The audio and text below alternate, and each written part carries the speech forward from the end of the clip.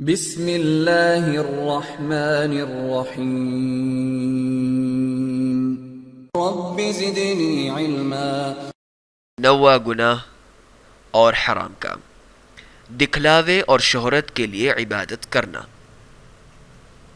کسی بھی نیک عمل کے مقبول ہونے کے لیے لازمی شرط ہے کہ وہ ہر قسم کی ریاکاری، شہرت، نمود و نمائش، دکھلاوے سے پاک اور سنت کے مطابق ہو۔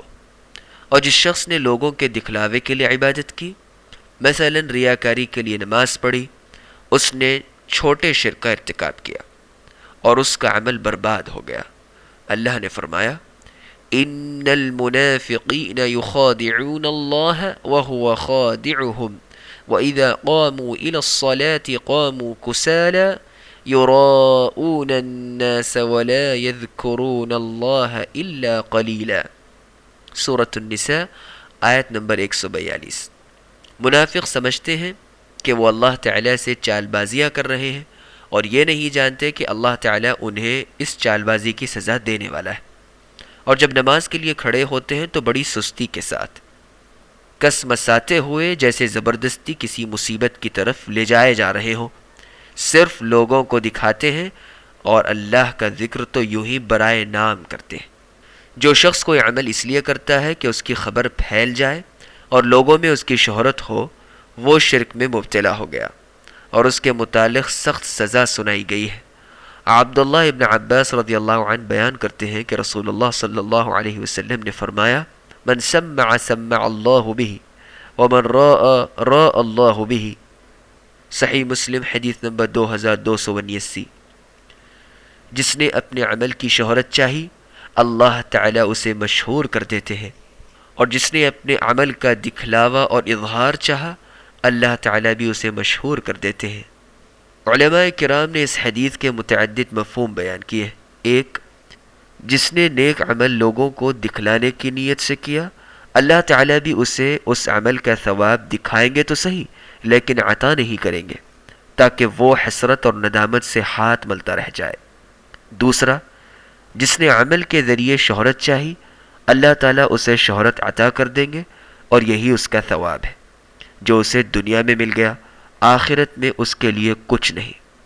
تیسرا، جس نے اپنی طرف کوئی ایسا نیک عمل منسوب کیا جو اس نے کیا نہیں، تو اللہ تعالیٰ اسے ذلیل و رسوا کر دیں گے اور اس کے جھوٹ کو ظاہر کر دیں گے۔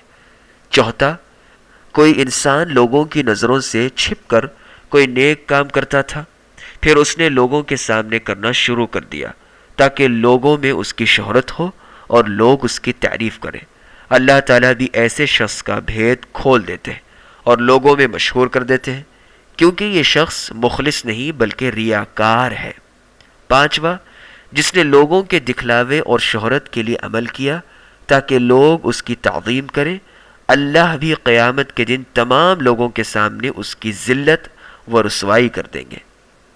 شرح نووی صحیح مسلم جلد 18 صفحہ 90، طبع دار الکتب العلمیہ، فیض القدیر، شرح الجامع الصغیر، عبد الرؤوف المناوی، جلد 6 صفحہ 191، طبع دار الفکر بیروت، النہایہ فی غریب الحدیث لابن اثیر الجزری، جلد 2 صفحہ 402۔ اور جس شخص نے عبادت کی نیت میں اللہ تعالیٰ اور اس کی مخلوق دونوں کی رضا کو مد نظر رکھا، اس کا عمل بھی ضائع ہے، جیسا کہ حدیث قدسی میں آیا ہے۔ رسول اللہ صلی اللہ علیہ وسلم نے فرمایا، اللہ تعالیٰ فرماتے ہیں انا اغنى الشركاء عن الشرك من عمل عملا اشرك فيه معي غيري تركته وشركه۔ صحیح مسلم حدیث نمبر 2985۔ میں شرک کے معاملے میں ہر طرح کے شریکوں سے بے نیاز ہوں، لہٰذا جس نے کوئی ایسا عمل کیا جس میں میرے ساتھ میرے علاوہ کسی اور کو بھی شریک کیا، میں اس کو اور اس کے شرک کو چھوڑ دیتا ہوں، یعنی وہ عمل قبول نہیں کرتا بلکہ اس غیر کے لیے ہی چھوڑ دیتا ہوں کہ جس کی خاطر اس نے عمل کیا۔ اور جس انسان کی نیت ابتداء عمل میں تو بالکل خالص تھی، لیکن بعد میں اچانک اس میں ریاکاری پیدا ہو گئی، اگر تو وہ اس ریاکاری کو ناپسند سمجھتے ہوئے پوری محنت اور تگ و دو کے ساتھ اسے دور کرنے کی کوشش کرے، تو اس کا وہ عمل صحیح اور درست ہے اور اگر وہ اس ریاکاری پر خوش اور دلی طور پر مطمئن ہو تو پھر اکثر علماء کے قول کے مطابق اس کا وہ عمل باطل ہے